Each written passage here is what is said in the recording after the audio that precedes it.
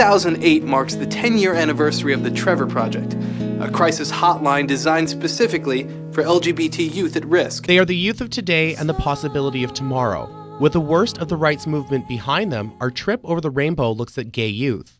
Gay teens are starting to come out at a younger age in recent years, but coming out is not an easy process to go through. There's always that underlying stress and pressure of having to either hide who they are or make the decision about what their life might look like if they do come out. The threat of losing supportive parents, the threat of losing their friends, their social community, the perceived struggle of being gay. Dana Nucella works for the London AIDS Committee and works with gay teens through the Open Closet program. Through my interview with her, I asked what importance do parents play in a gay teen's life? If our parents accept us and love us, the chances of us developing in this world to be productive, healthy human beings is a lot greater than a parent who rejects their child based on their sexuality. An article published by aboutkidshealth.ca talked about the acceptance of gay children. Though many roads have been paved by generations before us, discrimination still exists. Having a positive family environment will help a gay teen cope with that, but not everything is presented in Technicolor and ruby red slippers.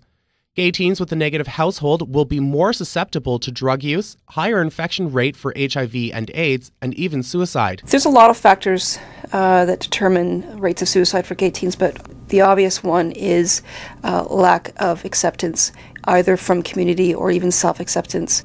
So when you're combining low self-esteem, depression, isolation, all those factors combine to suicide. Gay teens account for 30% of teenage suicides yearly. According to recent numbers, that would be 157 gay teen suicides every year.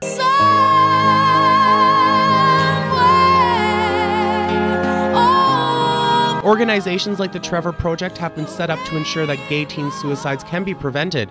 I met with Scott, a recent graduate from high school, now in college, to talk to him about his experiences in high school. Well, nothing really too bad happened. But I mean, if anything did happen in that sort of sense, I'm pretty sure there would have been a strong feedback from the faculty at my school. According to a recent study, 97% of high school students reported hearing homophobic comments about their peers. There was one guy in particular, he kept on nagging me every day, but my friends were there right beside me and they were egging him on as well, so. Not every experience is like Scott's. Last year, 15-year-old Lawrence King was shot in the head by a fellow student simply for asking him to be his Valentine.